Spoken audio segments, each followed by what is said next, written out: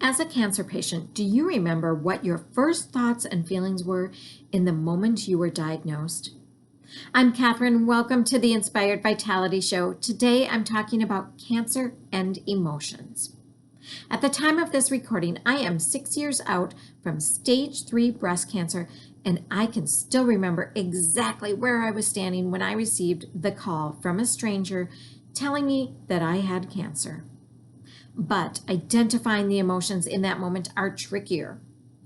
Immediately, when I received the call, I jumped into function mode, suppressing any emotions.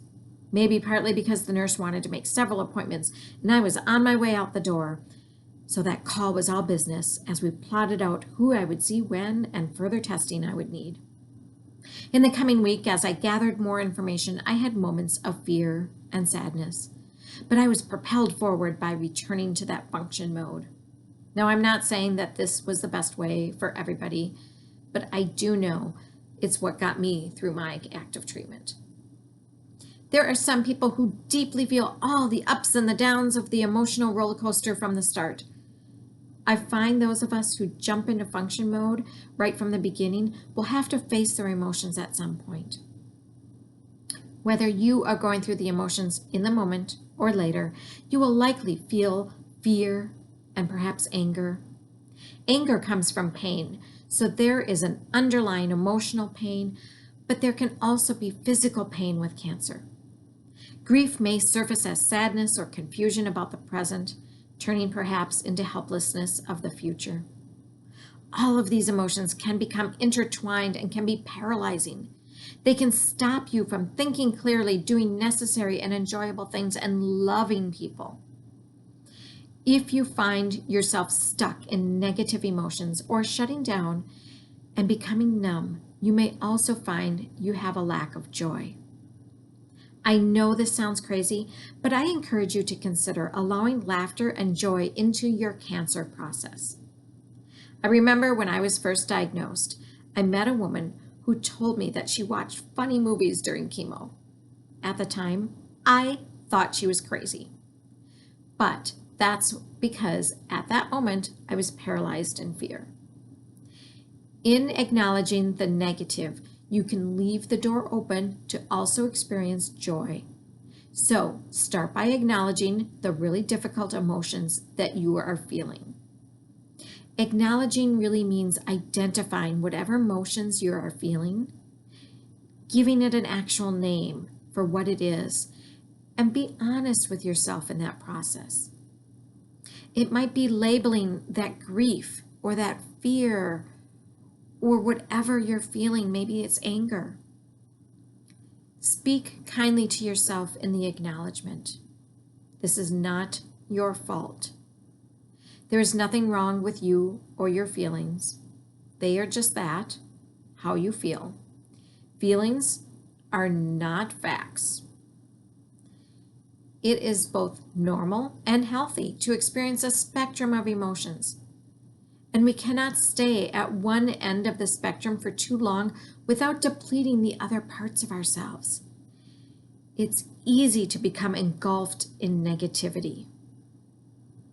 Recognize that you want to be happy. Sometimes we get so used to the negative emotions that we can't even remember what it was like to feel joy, or it can cloud our vision for what joy would look and feel like. So first, acknowledge that you can have joy. Two separate, opposite emotions can and do exist at the same time.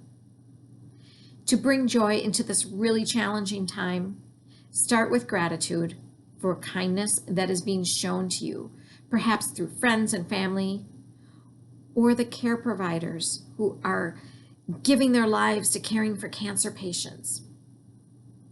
Coming from a place of gratitude is a step in moving forward, and it can aid in releasing tension in your body. To further release yourself from the chronic state of stress, I encourage you to try the 478 breathing technique developed by Dr. Andrew Weil. I have a video that I did that demonstrates this technique, and I'll link to it in the video description. Remember how I said I thought another cancer patient was crazy for watching funny movies during chemo? Well, now I think she was the smart one. But here's the thing. How you incorporate joy and laughter is individualized. You do you.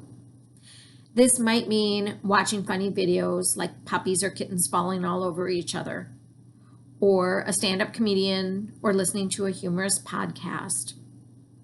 Maybe joy for you is not laughing out loud, but a quiet smile brought on by spending time with family and friends, or even a walk in nature. Whatever makes you smile is what is right for you. Despite how a person has managed the emotions during treatment, post-active treatment, a cancer might feel lost or unfamiliar with themselves as they adjust to a different body or side effects or perhaps a different relationship. It's like stepping out of the eye of the storm, looking around and asking, now what? That's where I come in as a cancer coach, partnering with you to navigate all the changes as a result of your cancer diagnosis. If you are one of these people looking around, wondering what to do next after treatment, I'd love to have a conversation with you. Email me at hhckatherine, that's KATHERINE, @gmail.com to schedule your complimentary call. Now, if this concept of cancer and joy resonate with you, do me a favor and hit subscribe. I also encourage you to download my ABLE guide that I put together, which walks you through moving from being stuck in fear to taking action. I'll put a link to that as well in the video description. One last note, if you're experiencing emotions that you are unable to work through on your own, I really encourage you to talk with your physician or mental health care provider. There's no shame in asking for help. See you soon.